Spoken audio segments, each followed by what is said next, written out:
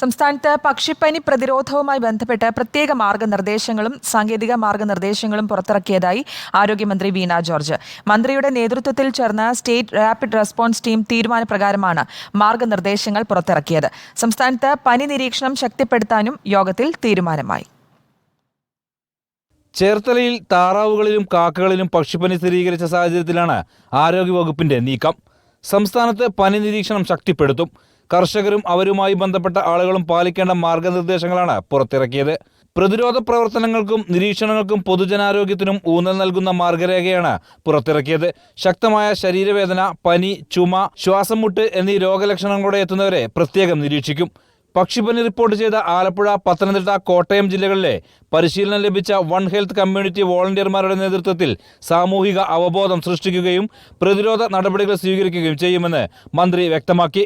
കാക്കകളിലും മറ്റ് പക്ഷികളിലും ഉണ്ടാകുന്ന അസ്വാഭാവിക മരണങ്ങൾ മൃഗസംരക്ഷണ വകുപ്പിനെ നിർബന്ധമായും അറിയിക്കണം. മറ്റ് രാജ്യങ്ങളിൽ സസ്തനികളിൽ പക്ഷിപ്പനി സ്ഥിരീകരിച്ചിട്ടുണ്ടെങ്കിലും കേരളത്തിൽ ഇതുവരെ അത്തരം കേസ് റിപ്പോർട്ട് ചെയ്തിട്ടില്ല.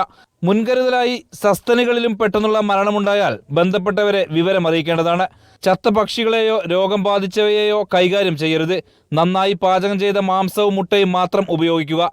രോഗബാധിത പ്രദേശങ്ങളിലുള്ള പനിയും മറ്റു രോഗലക്ഷണങ്ങളും ആരോഗ്യവകുപ്പ് പ്രത്യേകം നിരീക്ഷണം നടത്തി വരുന്നുണ്ട്. ഈ പ്രദേശങ്ങളിലുള്ളവർക്ക് ശ്വാസകോശ സംബന്ധമായ ബുദ്ധിമുട്ടുണ്ടായാൽ ആരോഗ്യപ്രവർത്തകരെ അറിയിക്കേണ്ടതാണ്.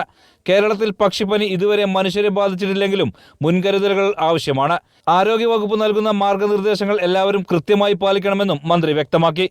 റിപ്പോർട്ടർ, തിരുവനന്തപുരം.